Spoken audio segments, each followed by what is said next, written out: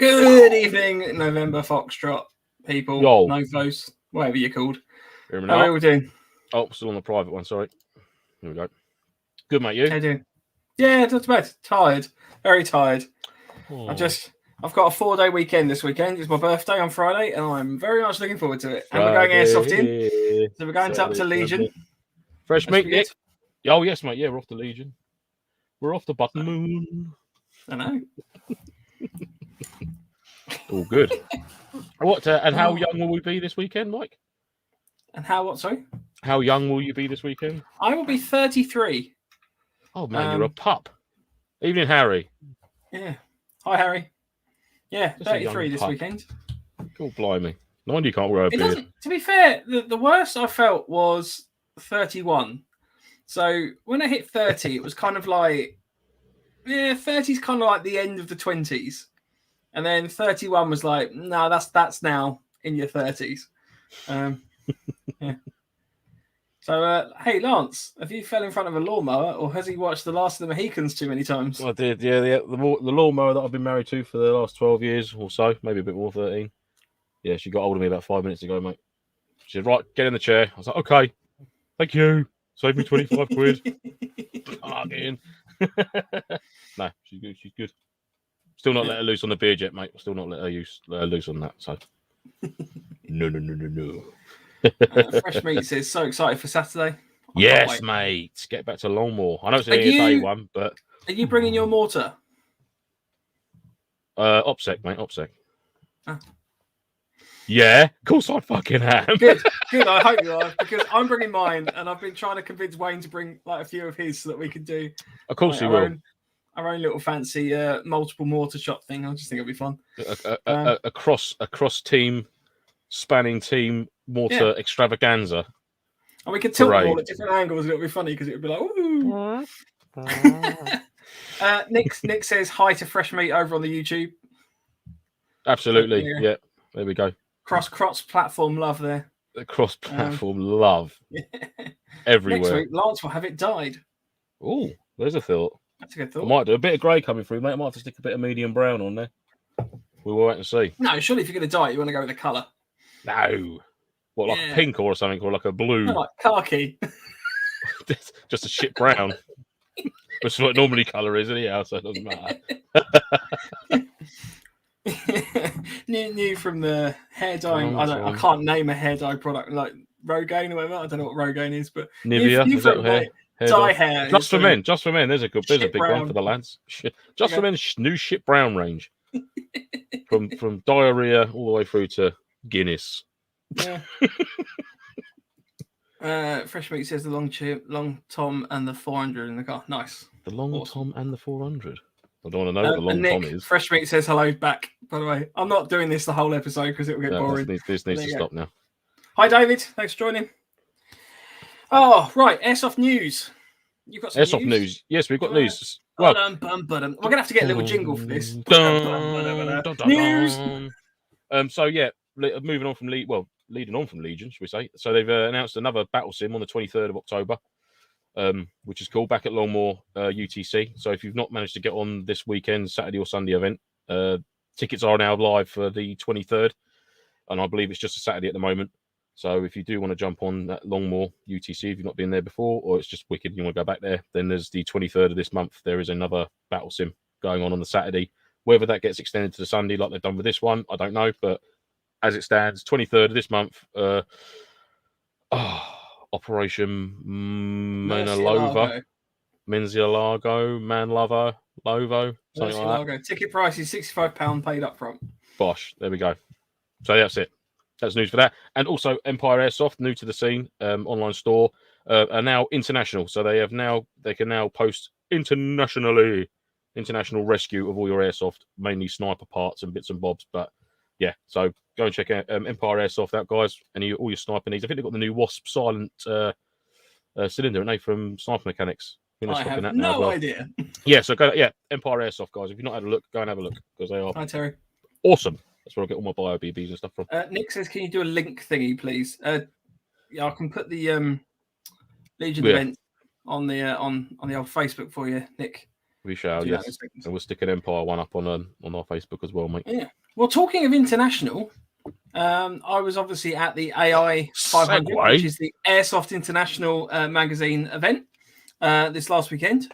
It was held down in Dover, basically an abandoned detention centre.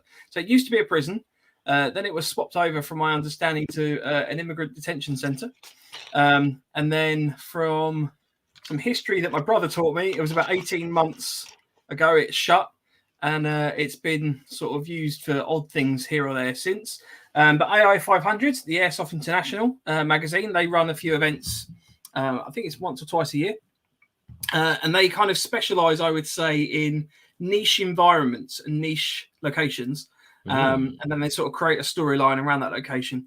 And then this was, they sort of got in touch, from my understanding, of the with this site, and they've organised an event there. And it was good. Right, okay, then let's get you in the hot seat then. Yeah. Right, Mike. So, first thoughts on arrival to the site, organisation of booking in, checking in, bits and bobs like that, you and the guys. So that was actually really good. That? Yep, that went really well. So rocked up on Friday, we booked in. They did it in a 2-tier system. So for those staying on site, you got to go to the site earlier. You could book in. They moved all the people down into the camping area. For those that were staying off site, so I was actually staying at my brother's house, which was just down the road, just to avoid camping. Yeah, it was really easy. Literally just rock up. Well, it's just, if you're staying down the road, it frees up a bit of space for someone else to use. Exactly. Yeah. Yes. Well, yeah. So the booking in, really simple, really easy, no problem at all. Nice. And it was. I would say it was hassle free. There you go. Hassle-free booking on process. Hassle-free booking on, yeah. I mean, in terms of, they also had a shop down there as well. I can't remember for the life of me the name of the shop. It was an airsoft shop that was like set up there like a little portable shop, and had a burger van as well. So, and the shop was fairly reasonably priced, to be fair. Nice. Was there a few sort of stands? Was there a few other, because it was an AI 500 event? Was there a few different airsoft manufacturers at the site? Viper were apparently there. But I can't say I saw them other than their products in the shop. Right. And they also did this was actually quite a cool little part of the event. They did some loot drops around the venue.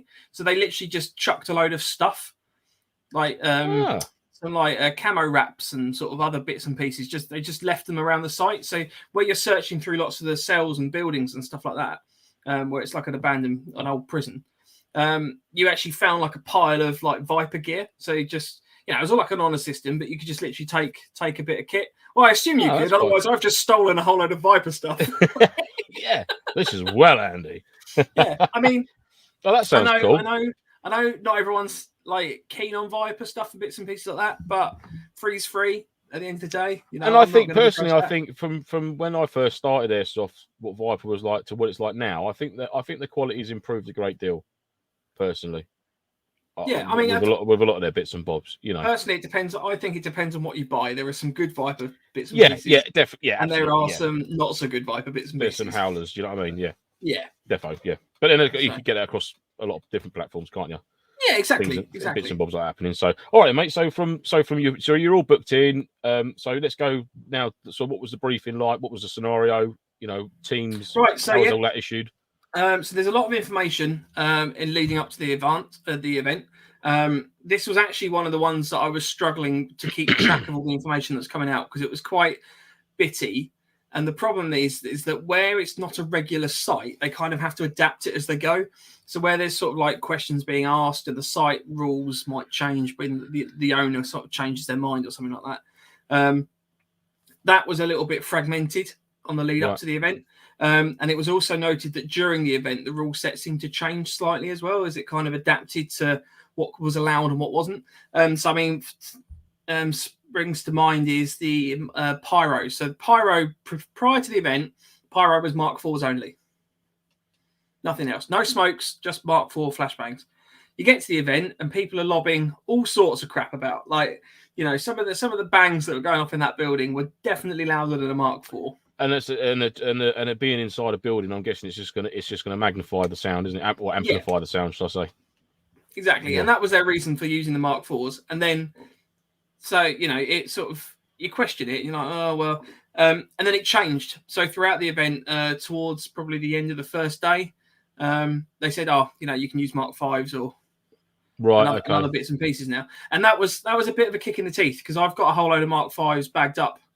Actually bought them off Kenny, and it's like I could have taken that, but instead I had to buy 5 Mark 4s at the event because I think it was like 25 quid. So it's not a ridiculous cost for No, but I mean, I must admit, I did. That was probably a little grievance which I completely forgot about actually with the event I went to, the territory event up at the gunman site, Alpha site, at Eversley, and it was the pyro ruling when we got to the site. And we had the briefing. It was like Mark 4s only on the Saturday, and I believe it was Mark 3s until such a time on the Sunday. And obviously we didn't know that pyro ruling was in place prior to the event until we got there. So I've turned up there with, like you say, your Mark 5s, your mortar rounds. So all the pyro I brought to the event I couldn't actually use, so which was unfortunate. I think actually no, to tell a lie, maybe perhaps I think on the Friday we could use, or the Saturday we could use Mark 5s for a certain amount of time, and then it was later on because of, again, you've got houses nearby. Yeah, totally get that, but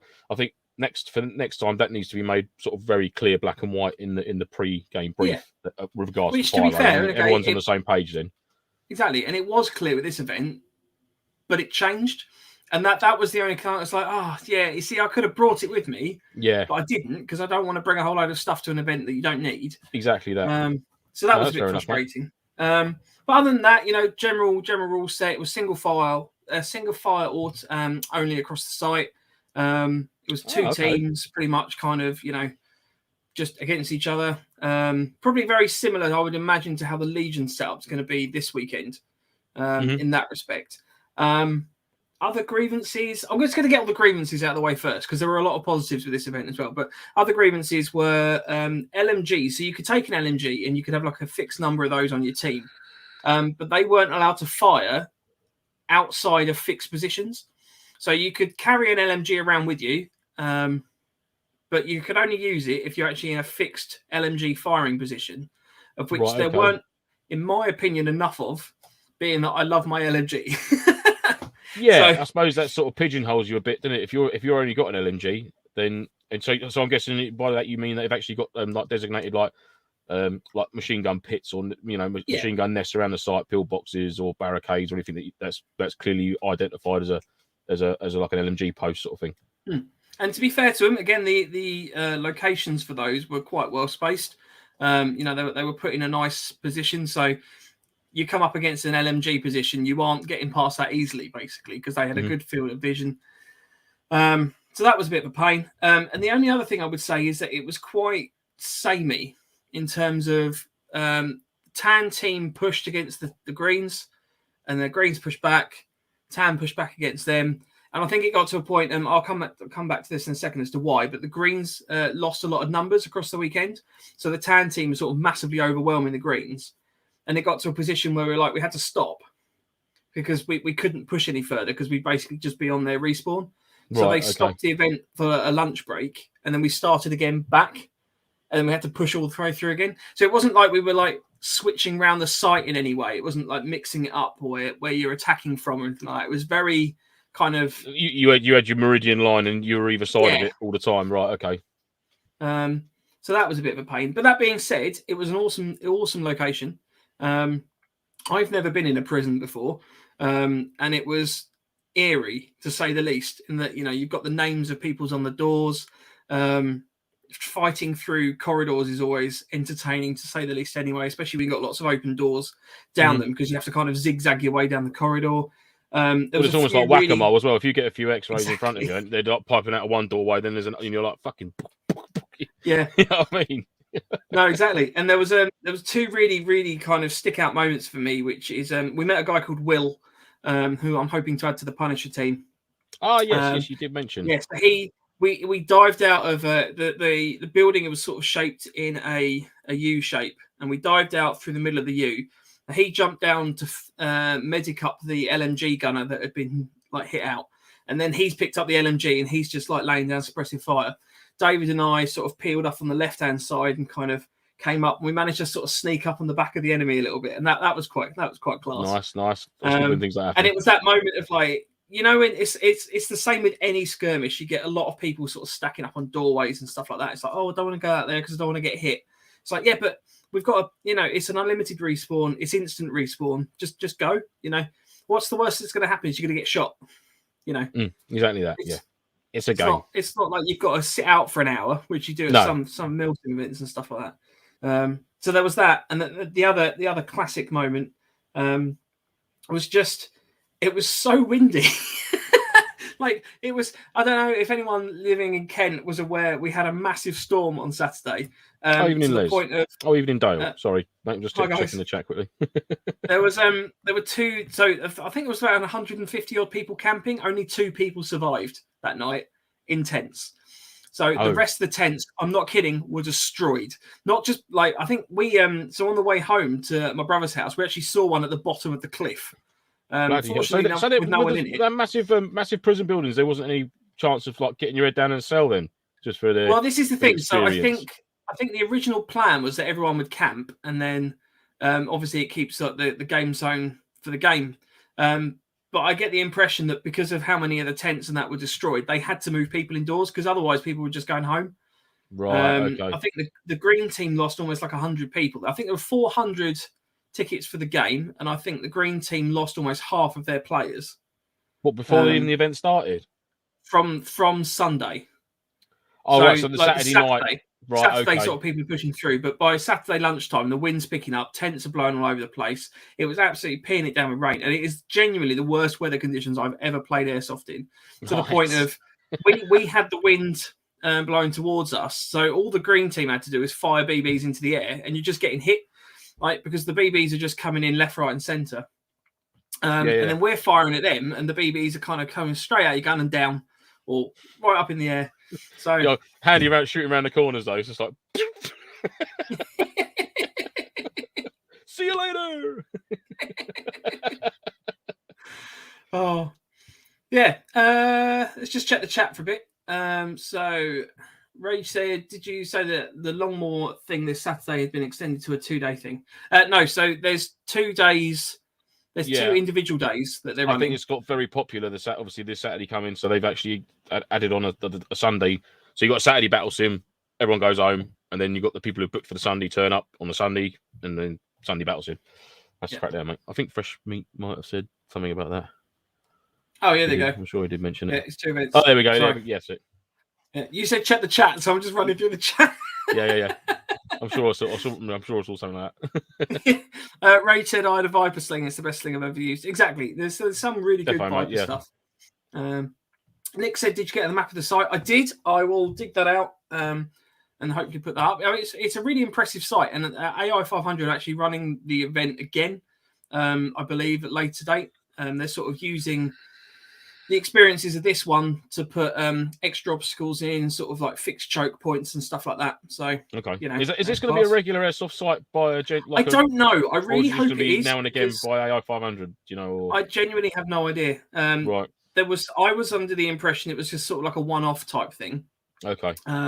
But I keep reading messages that are like, oh yeah, we're gonna learn about this for the future, and it's a developing site and stuff like that. So I'm like, oh, this would be quite nice because it'll be really good to have a site like that, which is effectively almost like an urban training centre site down sort of the other end of Kent. Because obviously Ripe down in Lyd, I don't think they're using that quite so much for Airsoft events anymore. Right. Stuff like that. So I did see Ed.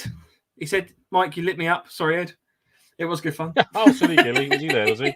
Did he have an urban ghillie suit on, did he?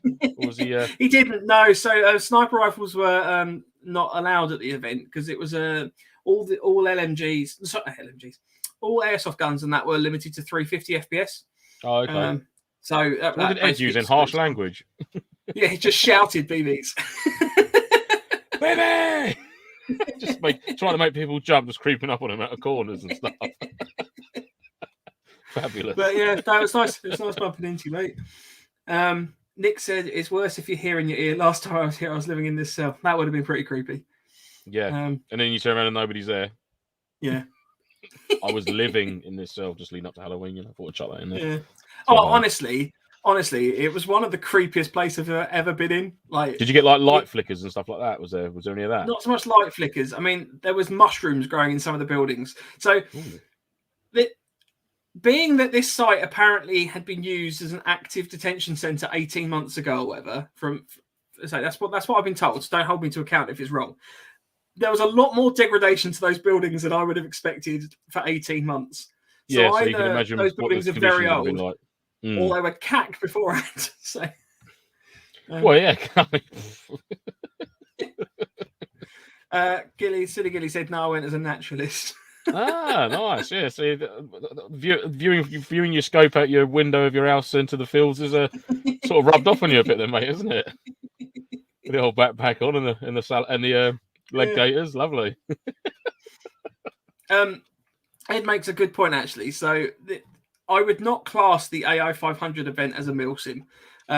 Mark Scott, who was our sort of section commander, so they did break it Absolute into like legend a proper of a structure. man, I'd like to add. And it was really awesome seeing him again because always have a good time with Mark. But Mark was struggling from the start because it was the type of event where the command structure didn't actually know what the taskings were before the event. So it's like you turn up to an event and your command structure are just in the dark as you are, and they're relying on the intel that you receive and you sort of pick up to help run and guide that event. And I actually really like that as a plan, because it means that you don't have any of this, you need to go to this position to pick up this crate, knowing full well that you're basically sending people to be ambushed. Exactly. It's just a bit silly. Well, that's quite good, because obviously it makes it a bit more exciting for a command element as well, doesn't it? Exactly. Rather than knowing, coming up next is this. Yeah. And it means that intel's actually worth it as well. So when you're collecting stuff and you're building up a picture, it actually makes sense, because we didn't know where they were respawning from. We didn't know where their command post was. That's cool. That was quite a good element. However, obviously, everyone's running it like a MilSim from the start. And then as soon as the game starts, that's it. Everyone's gone. It's exactly like a skirmish at that point. In that, it's your famous phrase of herding cats, isn't it? Herding cats, yeah. And you've also, the other thing I absolutely loved was the Airsoft commanders that you get that are all standing at the back shouting at you to push forward. It's like, I don't really just want to run and be shot in the face just because you're telling me to do so. Like there was at least 2 or 3 guys that I saw. They had a gun on them, but I saw more of them talking than I did actually engaging with the enemy. Talking a good job. So, yeah. But it was quite funny because I did hear someone go up to one of the marshals at the end and go, I've never been to a MilSim, and this is definitely the best MilSim I've ever been to.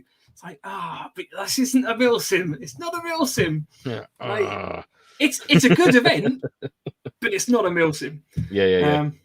So Fresh Meat said, is it worth jumping on an AI 500 next year? I would say yes. I would highly recommend anyone to have a go.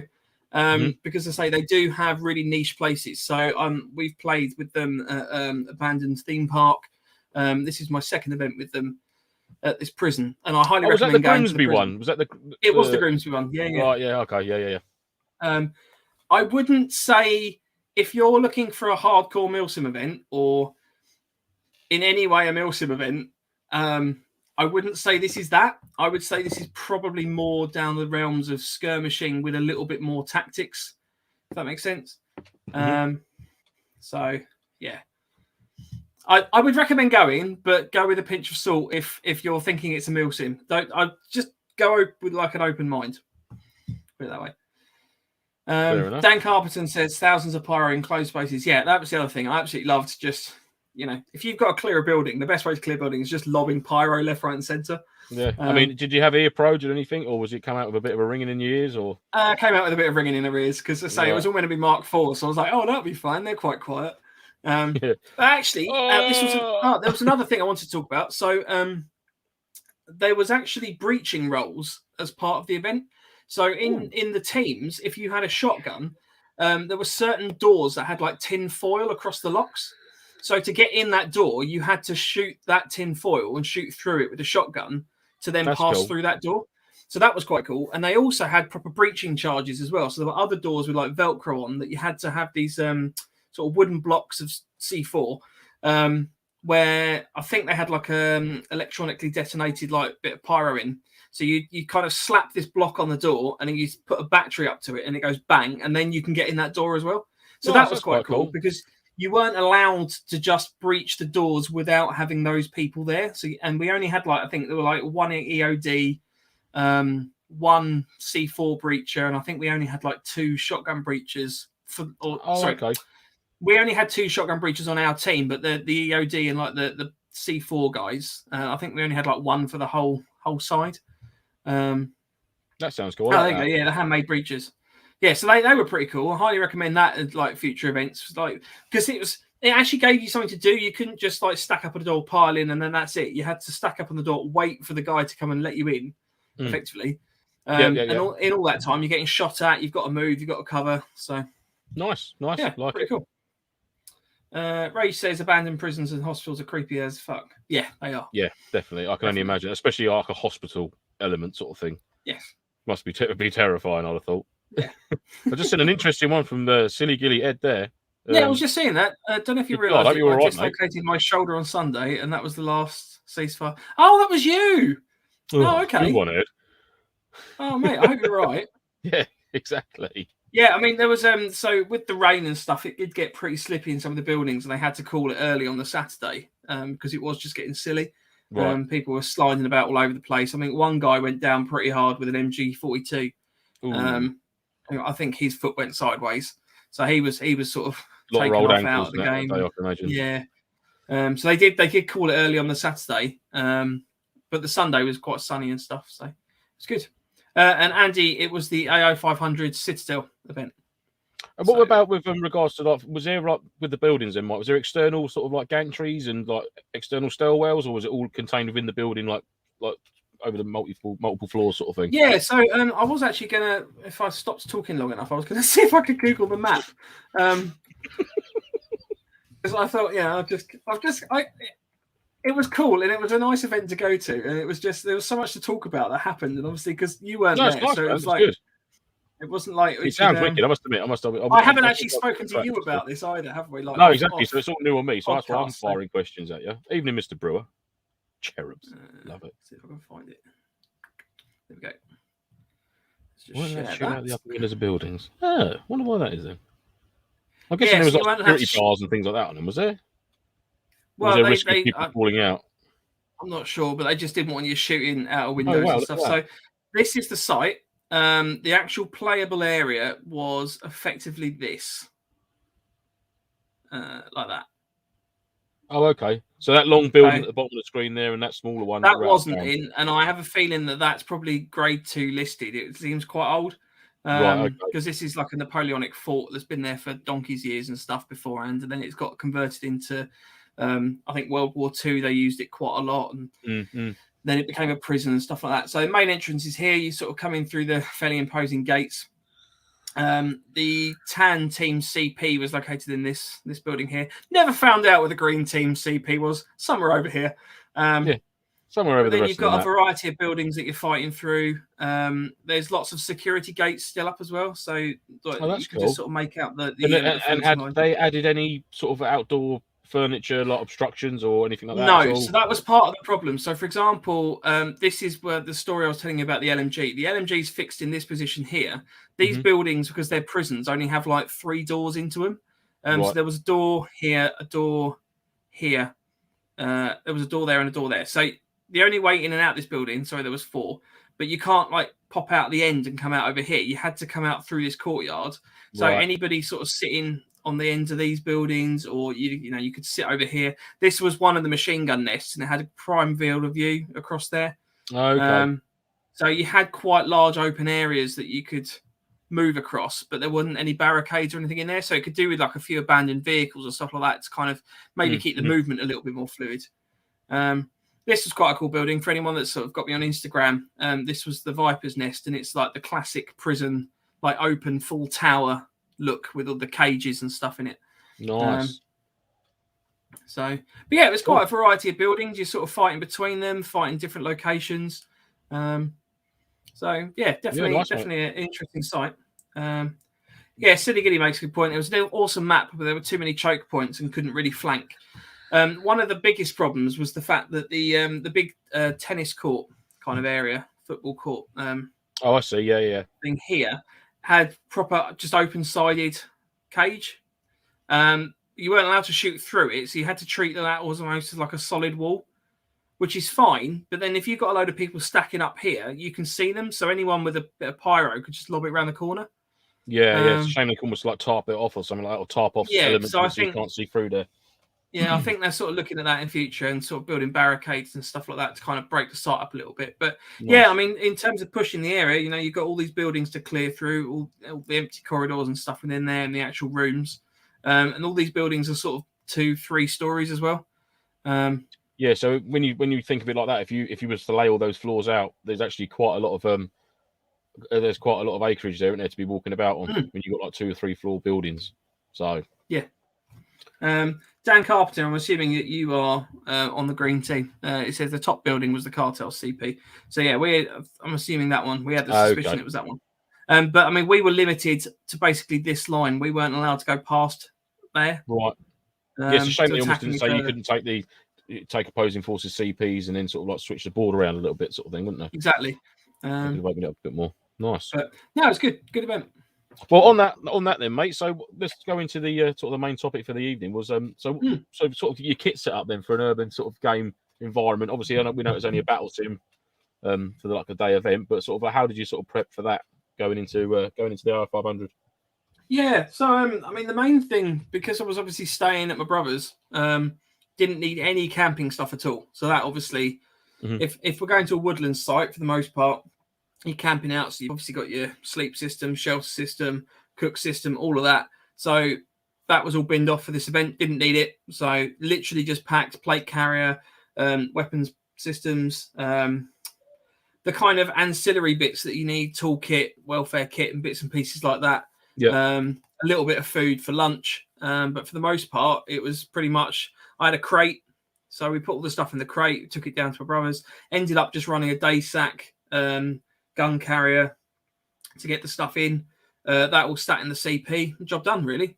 Yeah, nice. And I think that's a good point about urban events, is that for the most part, the ones I've played anyway, so for example, Longmoor, AI500, the depot when that was around, it's the sort of place you can literally just take a load of stuff and leave it there. And you know, you don't have to do all the shelter systems and stuff like that. I mean, you look at you remember when we went to Tuddenham and did the Octo event there? We obviously, you know, that was effectively an 8-hour day, wasn't it? Like airsoft. That's right. Yeah. Or shelter camping at night, or whatever. But we stayed in a cabin, and you don't need all the peripheral stuff necessarily. No, right. You've got a fixed fob. You can just go back there, so you're not having to sort of pack. I would say so. You take stuff with you, but yeah. I mean, how about you? Like, do you find that you pack differently for an urban event? Obviously, I mean, yeah. I think obviously you would do. I mean, it all depends on sort of like the format for the event that's coming up. I mean, if you're going to an urban event, like for example Longmoor, yeah, it is primarily an urban environment. You know, you've got your streets and your fixed harbour areas and your fixed fobs and patrol bases and stuff like that. But there is a relatively large area of woodblock there as well. So, you know, I think you'd be, especially for that sort of stuff. I mean, obviously, the site you went to, there was no wooded area there or anything like that. But I'd be tempted or be quite inclined to take a sort of basher system with me. And I'd be taking my roll mat anyhow, just in case, for example, an element of the game sort of presented itself as, lads, do you fancy going out, sort of like digging in a little bit, a bit of like a recce platoon sort of thing, moving out, staying out in the woodblock. So, and if you didn't have that sort of kit on you, then you'd be sort of doing yourself out of potentially like a really good tasking. So I'd be tempted towards. I mean, I'll be tempted to always have like a basher on me and my roll mat, and you can have your DOS bag on you anyhow. So, you know, it's only a couple of little elements to take with you to then sort of be able to function out in the field. But then it's that added bonus of an urban environment. You know, like you said, the weather turned really foul throughout the late Saturday, I'm guessing, into the Sunday. So, you know, there are buildings that you can duck into just to get that couple of minutes out of the rain. Yeah. Whereas if you are in a wooded area or you are sort of quite let's say for Imperium, for example, there's very minimal wood cover there. You know what I mean? There's next to no buildings at all really around the site. There's great features and this, that, and the other. Fantastic sort of enclaves and ditches and sort of berms and stuff like that. It's fantastic for that. But for actually getting out the elements, you'd really struggle. So you'd have to have kit on you, i.e. Gore-Tex, your waterproofs, a poncho, a basher or a tarp that you could string up to get you and your team under to get out the elements. Whereas sort of like for Longmoor, there's a multiple amount of buildings. You know, if you're in one of the PBs on Stag, you know, all the sangers have got cover. They've all got top cover. You know, you've got a main building in each of them that you can stick a section inside that and keep out the wet. So yeah, it's quite difficult. I mean, from an urban into a woodland element. I'm just remembering when we were last at Longmoor, and we were on recon up by the train, by the railway bridge. Do you know what? I was just thinking that today, and I was thinking about it was peeing it down, and we definitely didn't hide in a building. I think Tony and I stood under a tree. That's exactly what I was thinking today. Do you know what? And I was thinking, well, just sort of mulling over my mind, sort of things we can cover this evening. And I thought, you know, the last time we was at Longmoor, it absolutely hammered with rain, and we spent probably the least amount of time inside a building I've ever spent being at Longmoor. I've spent more time indoors in the summer at Longmoor than I have in this, and you think you'll be itching to try and get inside, but you know, the taskings we were on, it just wasn't feasible to be inside a building. Do you know what I mean? So, yeah, hence why we got fucking drenched, but still really enjoyed it, and you know. The kit held up. Do you know what I mean? Everyone had waterproofs and that on them, so you know, you just have to prepare for it, really. I mean, differences with an urban environment. If you're guaranteed that you're going to be inside hardcover, if you're going to be inside a building, then yeah, for the entire weekend, that's not going to change. And yeah, you can afford to ditch a few things. Do you know what I mean?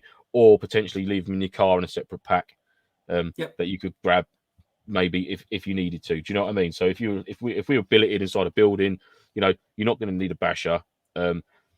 You could potentially, I don't know, chuck a cot bed in there if you can get it to the building. You know, if you've still got to tab it across or carry stuff across, you're not going to want to be fucking about with bits and bobs all day long because it can get a bit tedious. Luckily, at Longmoor, you can sort of pretty much drive to where they sort of where the platoon houses are. You can sort of pretty much drive up to the front door. So you're very lucky in that respect. You can afford some luxuries, but and I think that's where the difference comes with urban and like a wooded area or like a I don't know how to say it, like a woodland environment.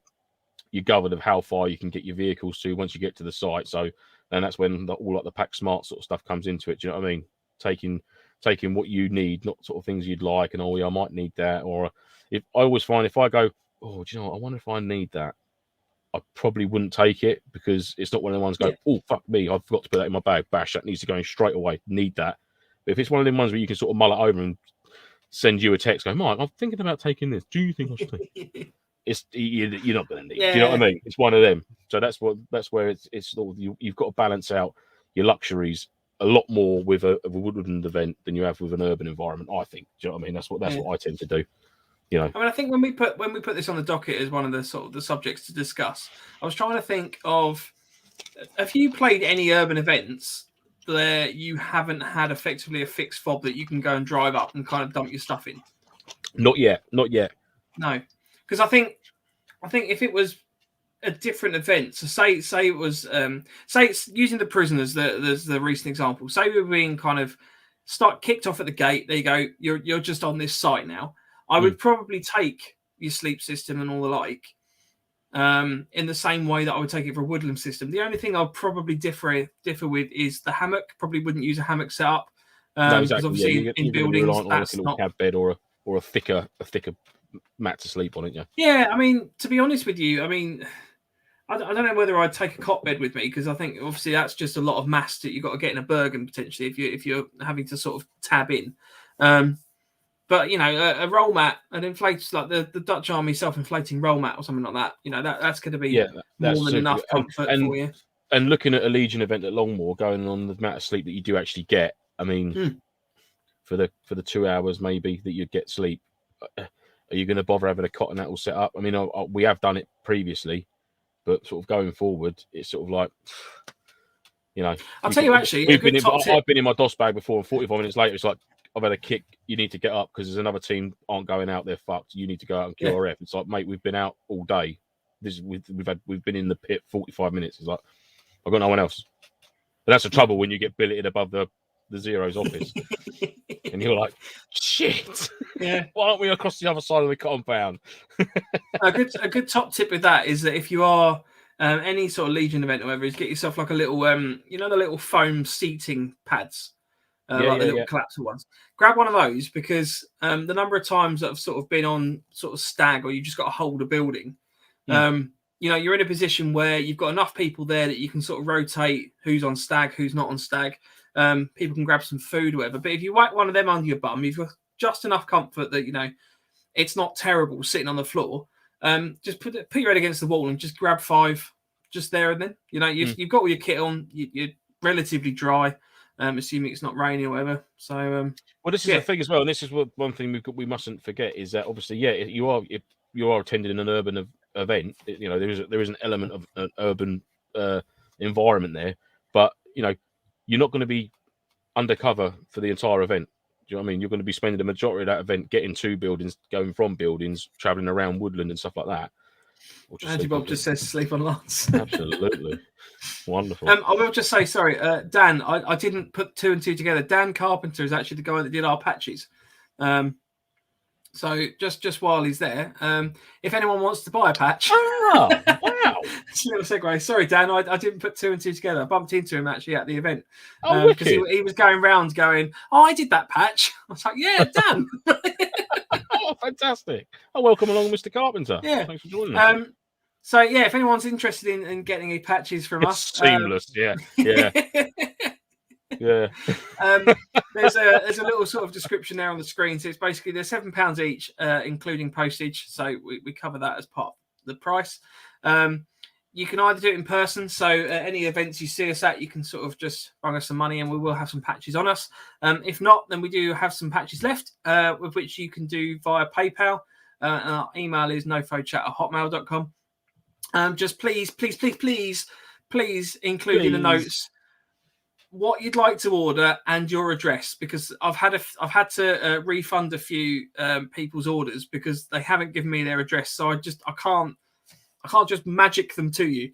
And we have tried contacting people who have not supplied an address, and we've just had nothing back. So it's like, well, we're just going to refund you your money then, because what do we do?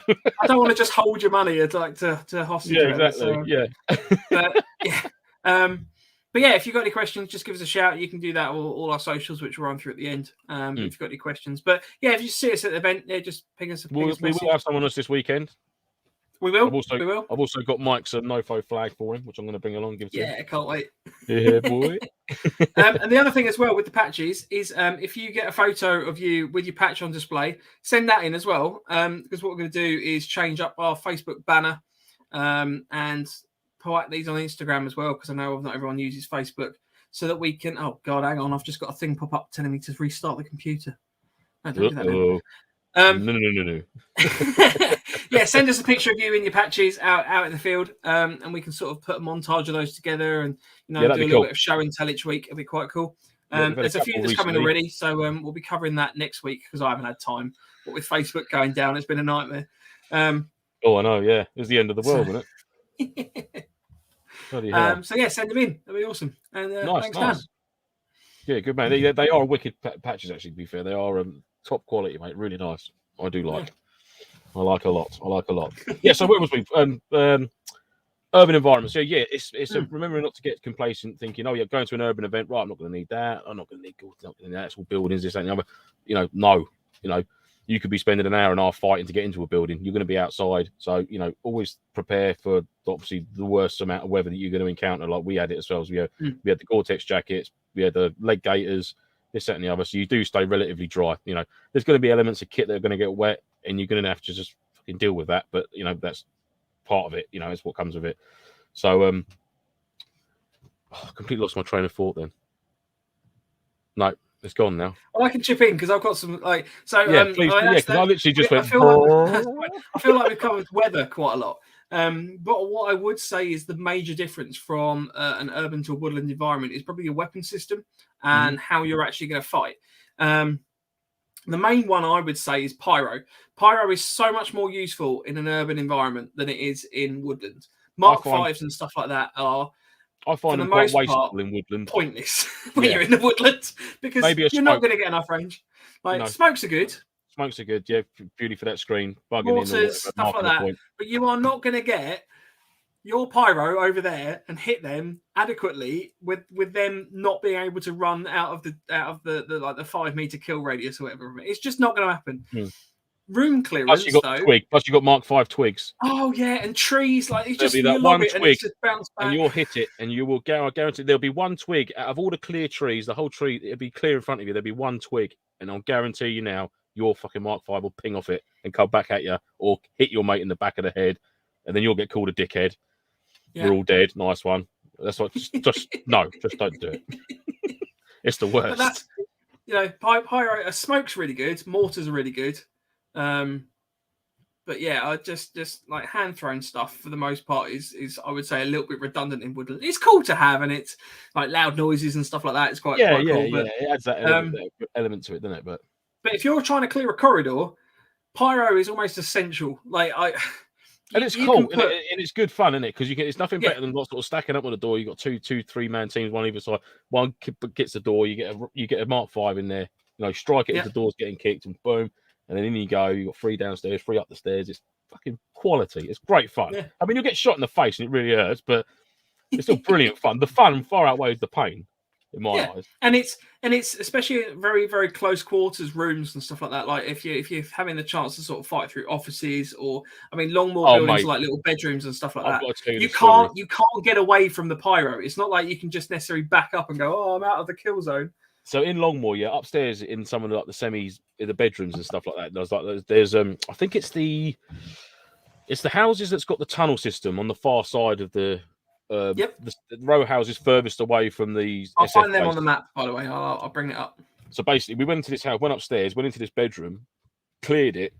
I didn't know there was a little hatch, like a little secret room sort of thing in this bedroom, and this hatch is only sort of like a couple of foot high, a couple of foot wide, little square. You could shimmy through it, you could leopard crawl through it.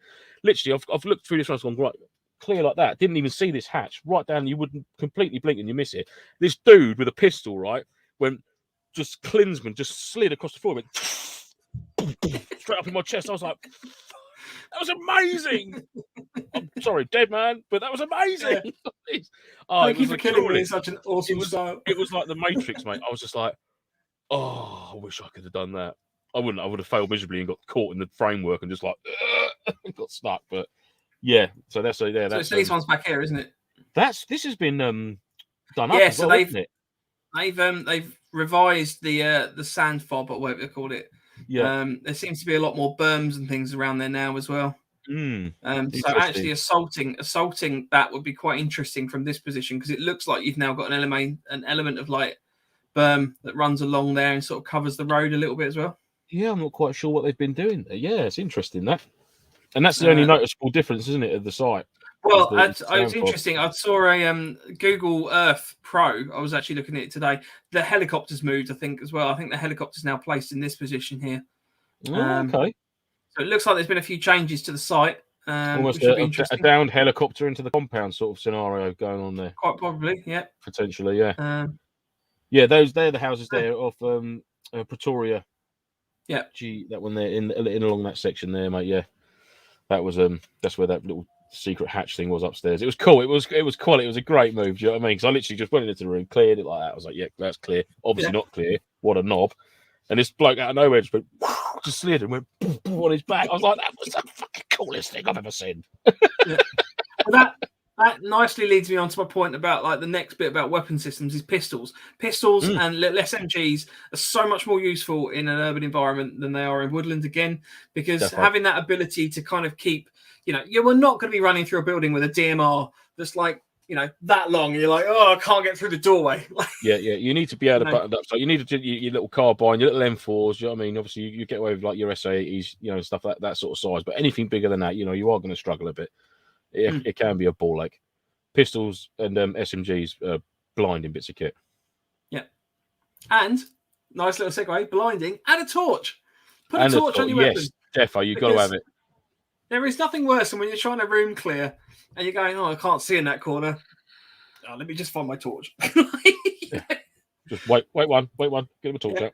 And then by that time, the person that's hiding in that dark corner has just popped out and gone, you're dead. Yeah, because a lot of the buildings, if any of you guys are watching, haven't been to Longmoor before, there's a lot of the buildings have got huge metal sort of blast shutters on them, which can be sort of locked shut. And when they are all shut, the building is black inside. So you do literally need a torch. Apart from the light that'll be streaming in from the door you've just gone through, it is proper dark in there. So yeah, a torch is essential, either fixed or I'd have both. I'd have a fixed one on your riff and a handheld one as a backup.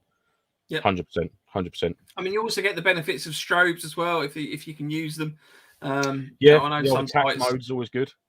exactly. Some sites prohibit strobes and stuff like that, but that does make a difference as well.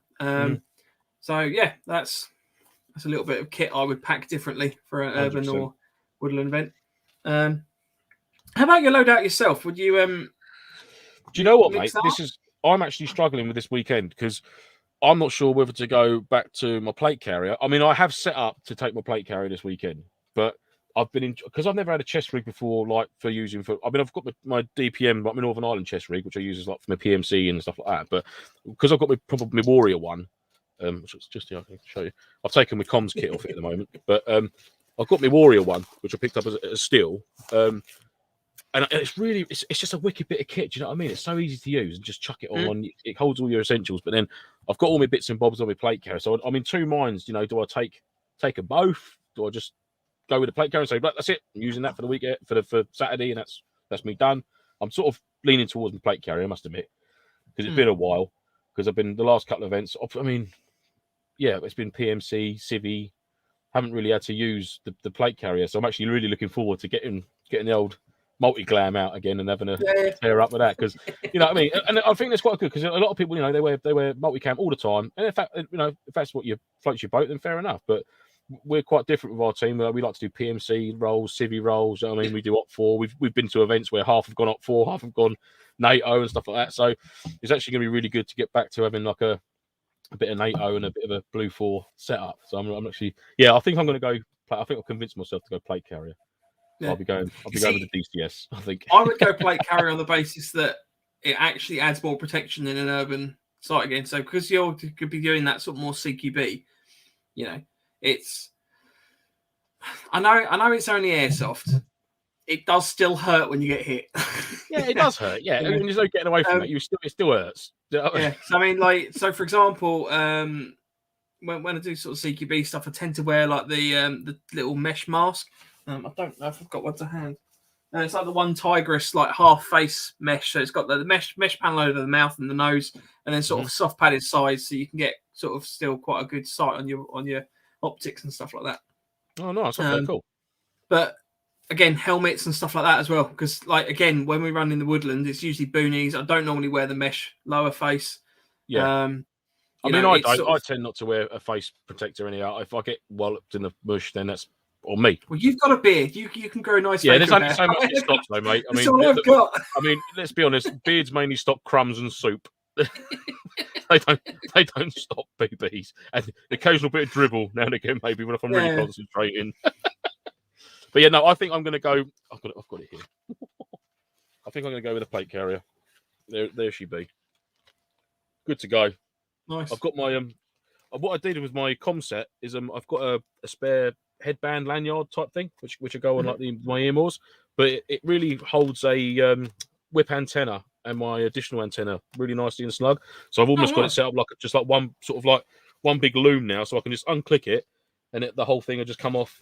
And I could transfer it over to my chest rig, within a couple of minutes. I'm set up on my other rig. So, yeah. Regards to Nick's question, does my plate carrier? Yeah, it doesn't, mate. Unfortunately, this is the Warrior DCS, which I've got set up with all my polymer mag pouches and bits and bobs like that. It's quite a light setup, really, with my dangler from Mission Tailors. So all good there. And my chest rig is another Warrior. I think it's the L80 something or other 89 model. I can't think of the make of it now.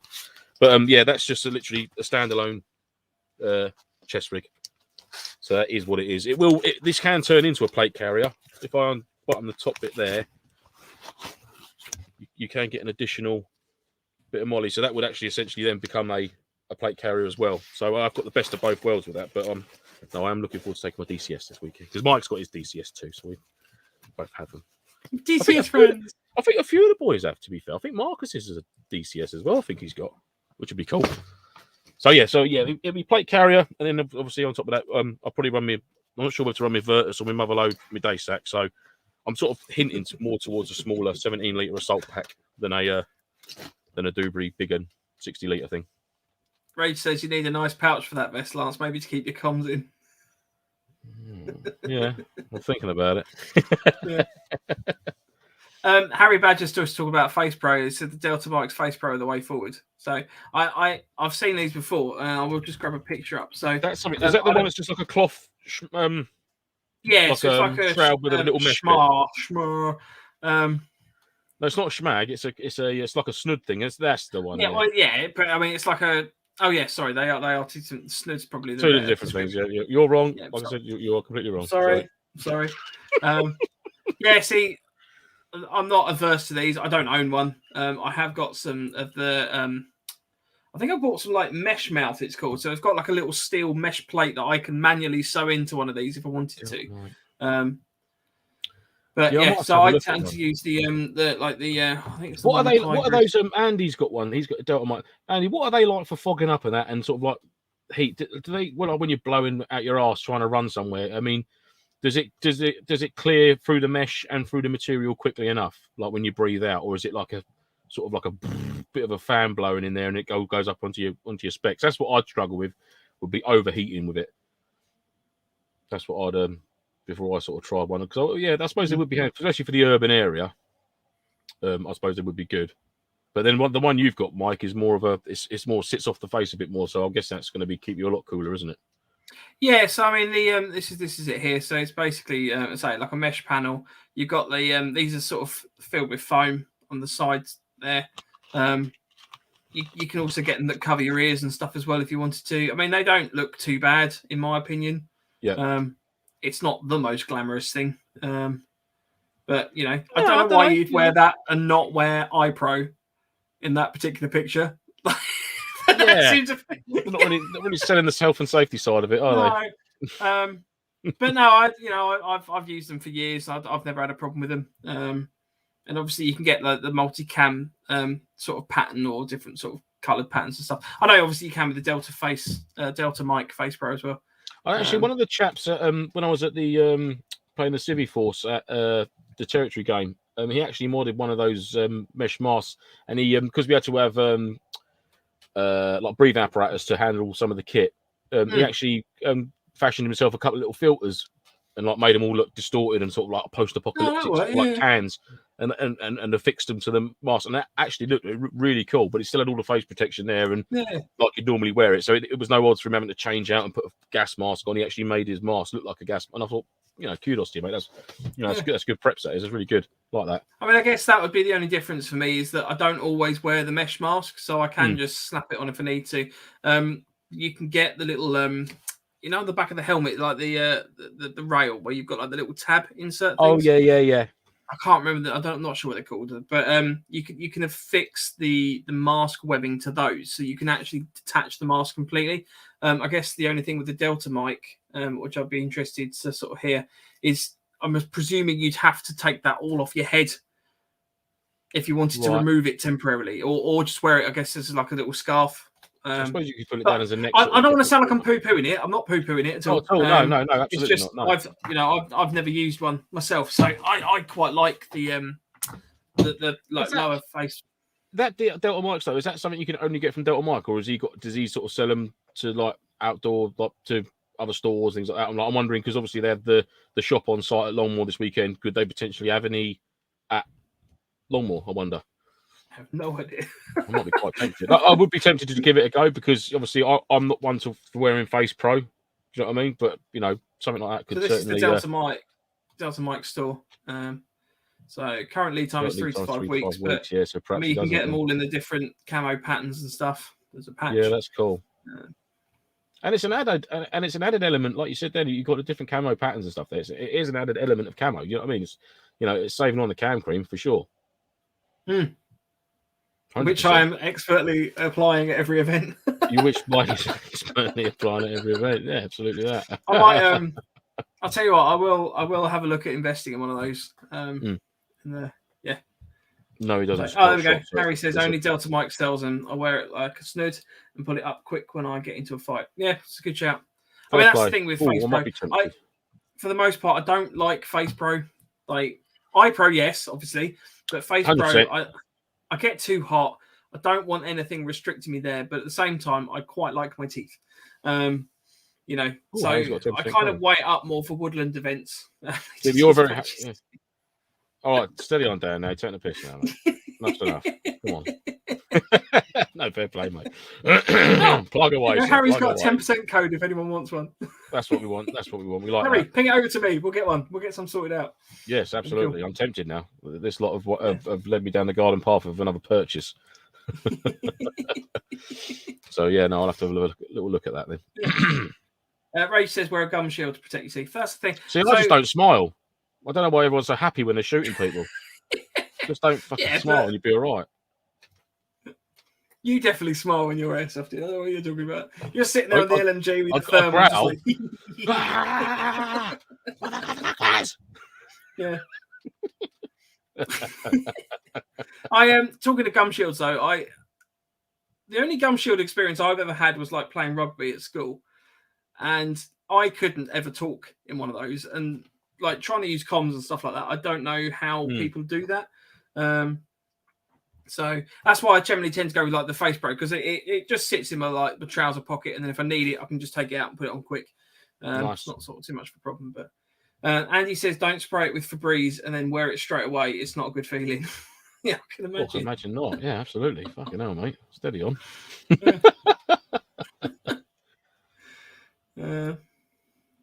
Ray says they're so much better. No, Mike. Well, that's fine. I'm not. Again, each to their own. I'm not criticising. Shock Doctor gum shields are fantastic. Ooh. I'll have to look into these as well. I don't know enough about gum shields. To be honest with you, the only reason I've never really worn gum shields, I say, is just for the fact that when I played rugby at school, you've got them in your mouth or whatever, and like la la la.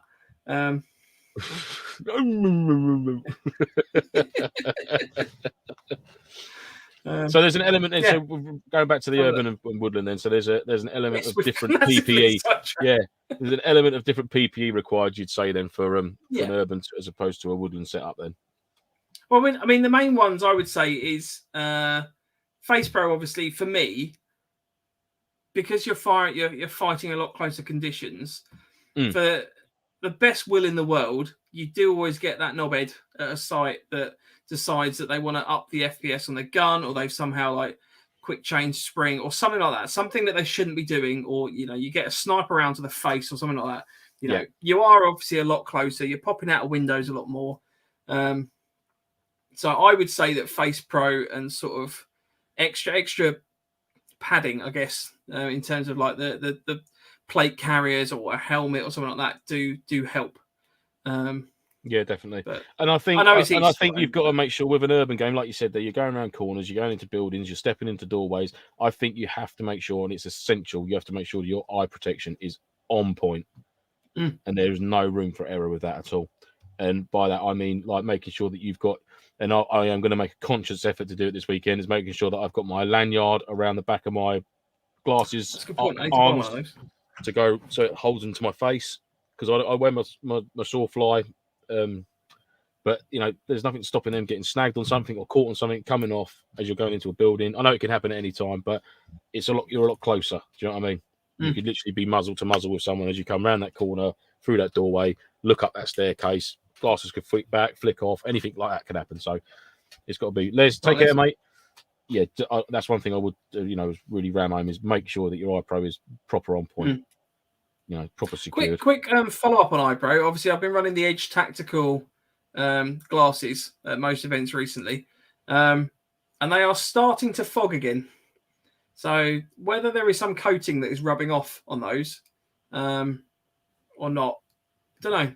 But have you got a treatment that you can give them? Can you put fog off on them, or because I remember, didn't you say that you can't put anything on them at all because it will completely ruin the glasses? Or quite probably, I need to look into it. I'm going to have a little flick through the old because I've been following it comes with the little instruction sheet as to how to look after them and maintain them and stuff like that. So I'm going to be going through that. But again, I will be going through it. But I have been following how you're meant to wear them and look after them and stuff, because it's a little bit unfair to complain about iPro if you're then rubbing it with sandpaper and stuff like that. Oh, these glasses aren't working. I've been boiling them alive. Just gobbing on them and rubbing your sleeve on it. These are crap.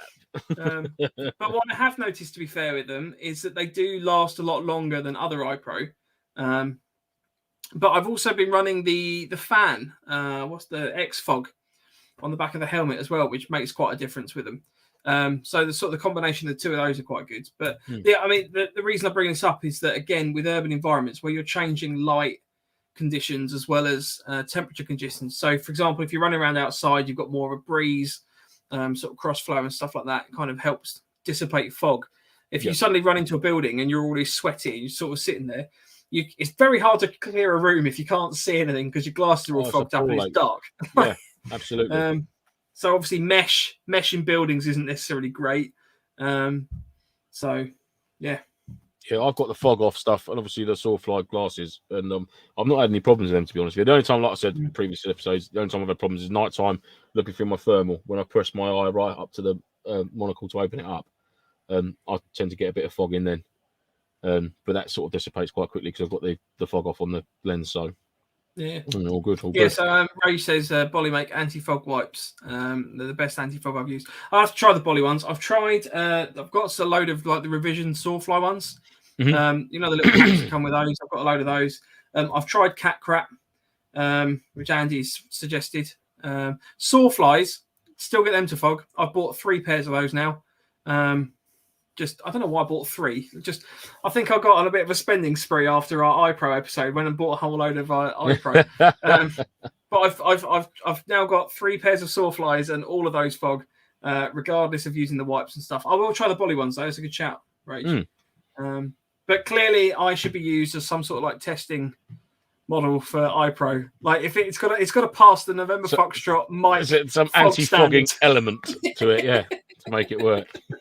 Because what was funny though is I was at this event at the weekend and like my iPro was started fogging and someone genuinely came up to me and went, have you heard about Edge eyewear? Like it doesn't ever fog. I was like, I've got them on.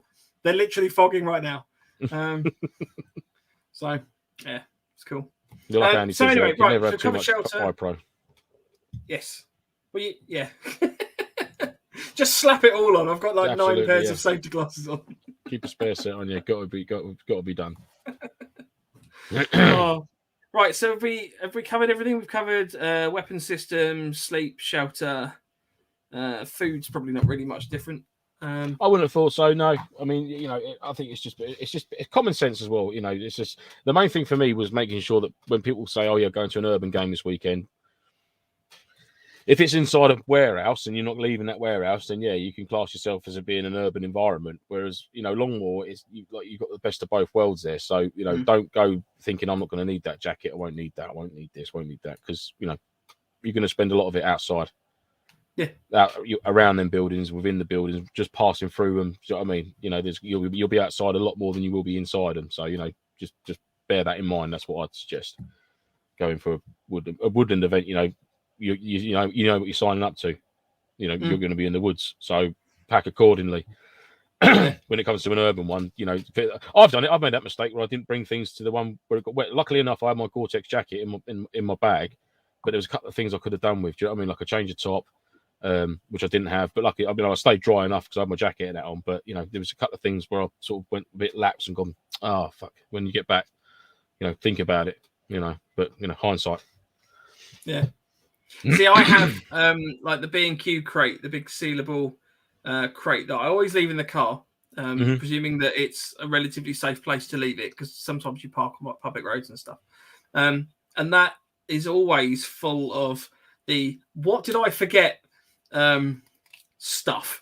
So you know, you leave an event, you go, "Oh, I really wish I'd taken that." So that goes in the crate for the next time, and it's always in there from now on. So like we went to an event where I got bitten to shit by mosquitoes. I've now got mosquito wipes in that crate. And it's always just the little bits and pieces that pile in, and sort of you just learn and kit evolves, I guess, as part of that. So it does, yeah. That's it. And then, like they say, the more events you take part in, and the different environments that you go to, you know, your kit's going to be able to change, and you'll be able to sort of customize it to depending on where you're going. You know what I mean? So yeah. It's having that experience as well, isn't it? So it you know, whilst we can sort of share some of our stories and bits and pieces like that, fundamentally, if you go to Longmoor for an event, the next time you go, you're going to know what you're sort of exactly that, mate. Yeah, definitely. Yeah, and like I said, you know, what we say is things that work for us. You know, I mean, it's not necessarily right, it's not necessarily wrong. You know, It's to some people, because I don't need that. Why are you taking that? So, well, it's because it works for me, mate. I mean, it's courses for horses, isn't it? Exactly. So all good, all good. I think it's horses for courses. Courses for horses. Horses, courses. Oh, well, it works for me. It works for me. Yeah, we'll cover this one quickly, and then we'll go on to tactics as well, because Andy's really good point on that one. So, what about camos? What camos work best in urban or woodland? Ooh, well, over in UK, woodland DPMs are blinder. M65 US woodland is awesome. Yeah, that's good kit. Multicam just doesn't work. Multicam, yeah, I don't know. It's one of even in the middle of summer or winter or spring or autumn. I think it. No, do you know what? I think it would work. I think it would work best in autumn. I think MTP would work best in autumn or very early spring, perhaps. You'd get it. But as soon as you hit the deepest part of summer, if you've got a full canopy, especially like on woodland, woodland DPM is blinding because you've got the shadowing and that on it, which is naturally created anyhow. And it's brown as opposed to tan. And then you've got for an urban environment, it's one of them. It depends what the urban environment's like. You've got, that's where a lot of people go for, like the greys, the civvy sort of look, I suppose. Maybe that would blend in a bit better than having a camo pattern against a solid coloured back wall. If you've got a grey concrete building behind you, is MTP going to make you blend in any better than a grey jacket? Who knows? Do you know what I mean? It's one of them. Can you get an urban camouflage?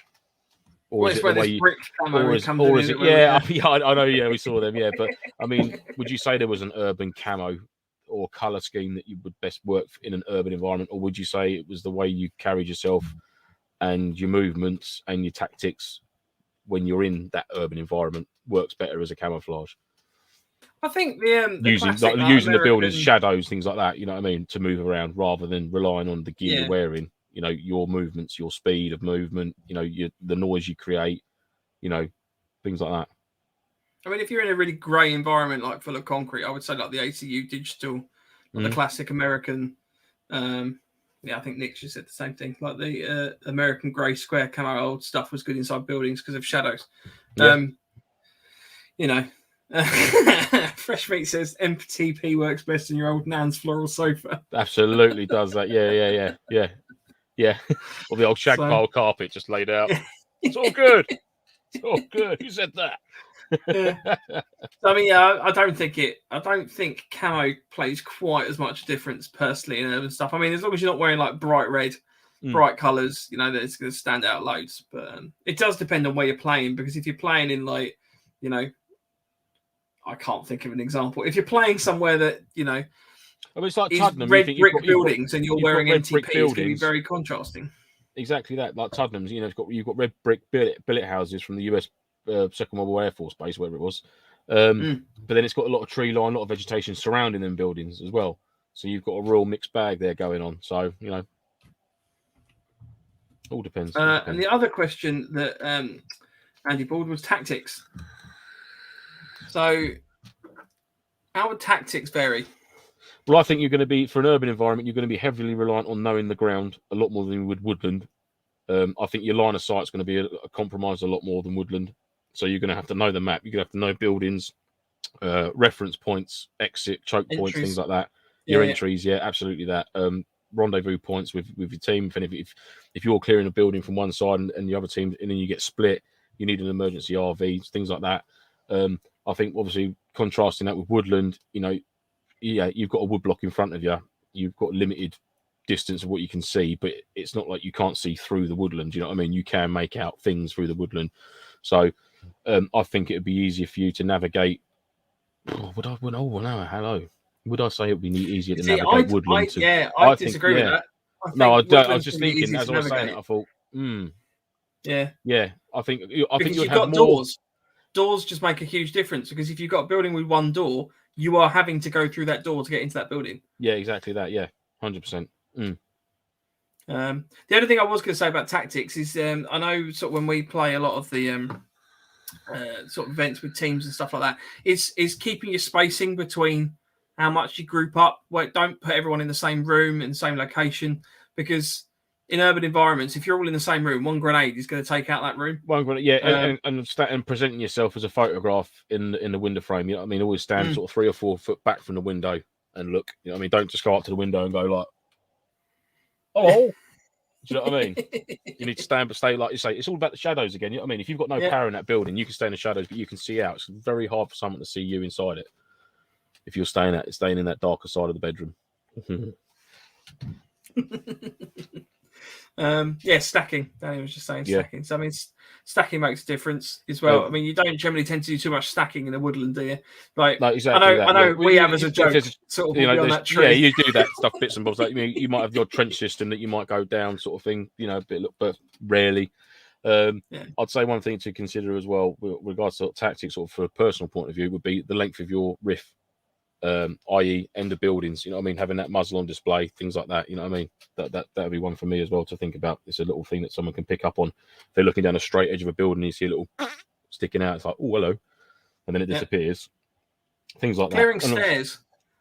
Yeah. Sorry, I'm just trying to throw ideas out as they arrive to me. Clearing stairs is a good one because obviously stairwells are an absolute nightmare to try and fight up and down. They are, yeah. I mean, you can take them, obviously, in a regimented way, but then that's something obviously like we said about tactics, and like Danny's just said then with stacking, is knowing within your team when you're stacking up on a building who's in first, who's in second, who's in third, who's going straight ahead, who's going the stairs, who's the man behind him on his shoulder checking them stairs with him. Do you know what I mean? Because if one's looking up the stairs, you can get another one going behind him checking behind the banister looking down that stairwell. He's going to need to be looking up while the other man's going up them. And that's where you're coming. You'll be like ants in. Do you know what I mean? The door will go. You go. That should be it. You know, in theory. And I think for me, that's where training would come into play. Like, that's what I would love to do. I would love to do more of that with our team, to do some more buildings and stuff like that. Not only because it's good training and good fun, but for me, it would just be wicked great fun to do it. Do you know what I mean? And have a real good crack. You know, that I'd really enjoy that as almost like a day out sort of thing for like a team excursion. Just to go. It's like a little bit of a social at the same time, isn't it? But absolutely, I mean, the number of times where you work with, I mean, I've seen sort of more established teams fly past me up the stairs, and it's like without any kind of word to each other, they know exactly what they're all doing. You know, they're sort of like one person goes like that person's going like that. You know, and it's having that kind of communication. Whereas, you know, I've been part of teams which not the Punishers, but literally we just like walking up the stairs, just. Oh yeah, and then my mate's just been shot. I wonder why. Yeah, you know. Yeah, it's just getting into that routine and let's be honest, we don't do that enough. You're not doing it day in, day out, week in, week out. You know what I mean? So you're going to be rusty and things like bits and bobs like that. But you'll get a general consensus of how to do it. You know what I mean? Through the door, checking the doors, checking corners and windows. There's only so much you can do as a non-professional person who would do that sort of thing on a day-to-day basis. Do you know what I mean?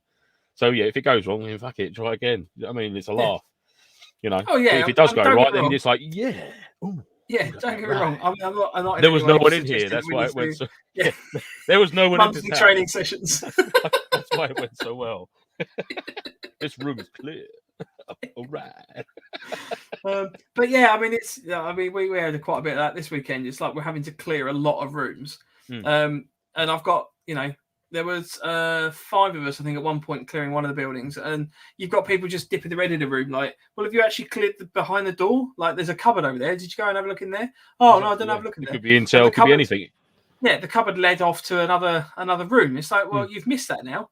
So it's little things like that you sort of pick up on. I think the only thing I would say with tactics is that the urban side of things maybe comes into more teamwork. Like, you have to.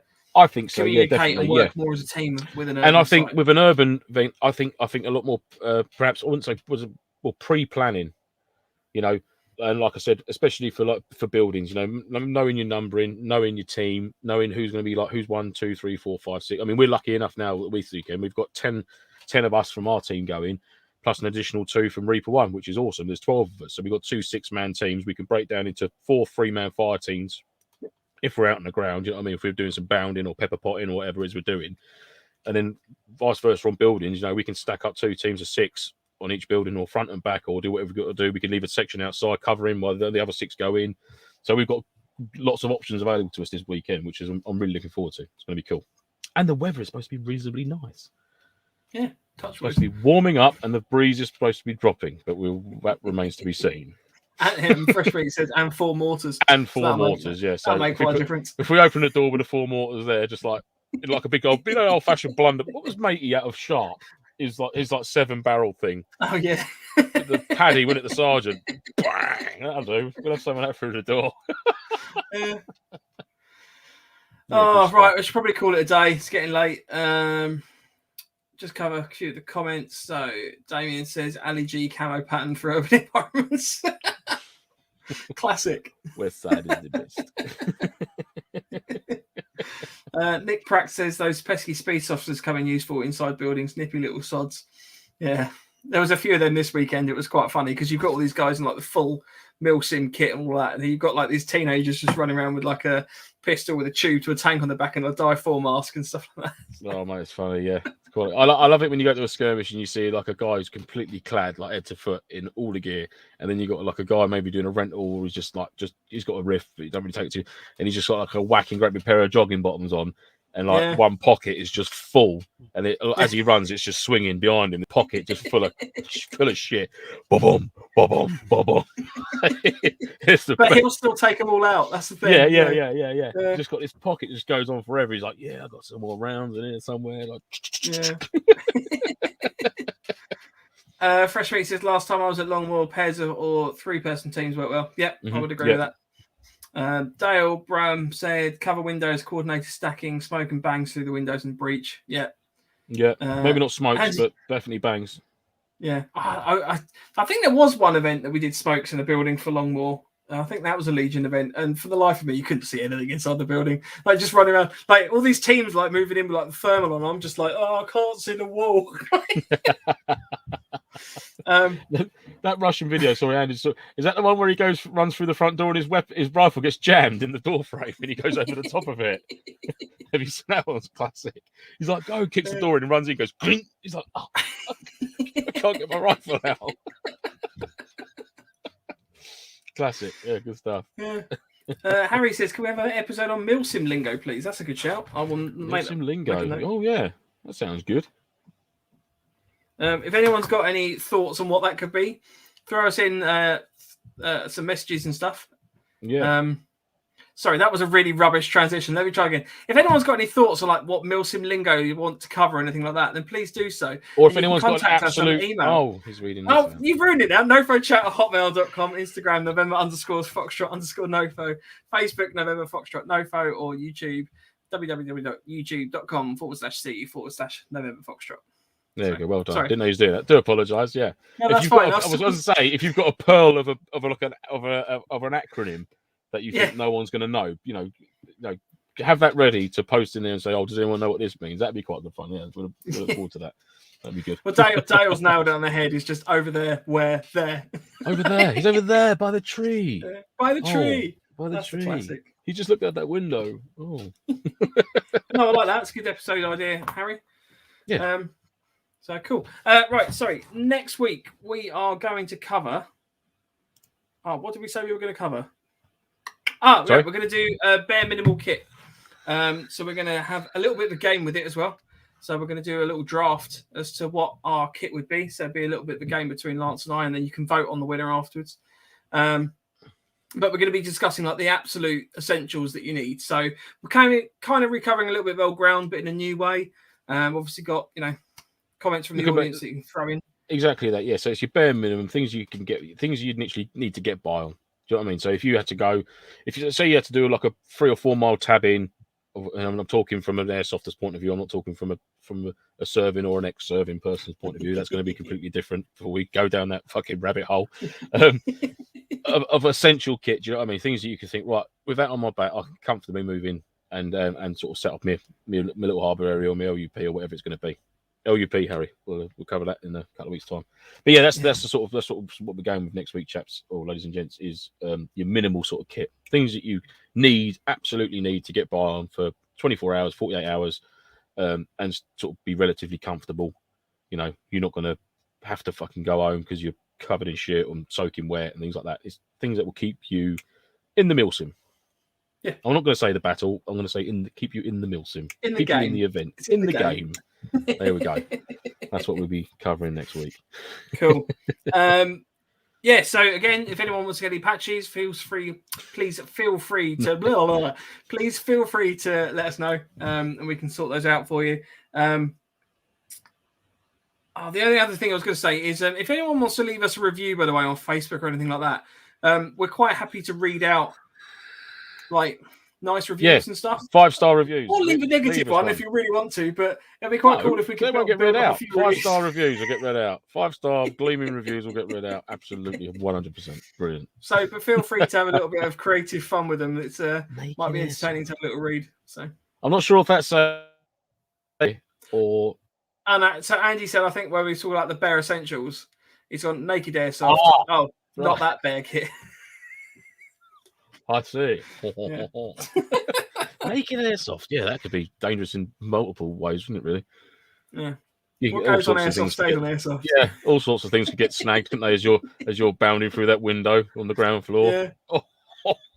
On that rusty old window frame. No. Cool. Well, thanks everyone for joining us. Join us next week. We'll be back on Wednesday at 8 o'clock. In the meantime, feel free to send your pictures in. It's nice to have a chat with you, and we will see you all soon. Say goodbye, Lance. Goodbye, Lance. See you later. See you later.